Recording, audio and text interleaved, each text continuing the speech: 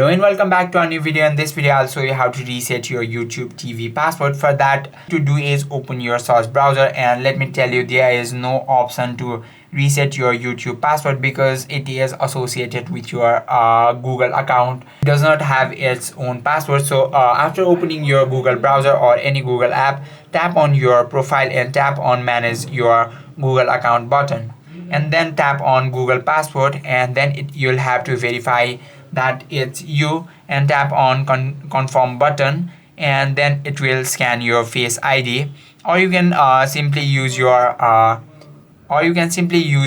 phone lock to verify that it's you, and then you have to enter your new password and confirm that by writing that again, and tap on change password button, and that is how you can change your Gmail account password.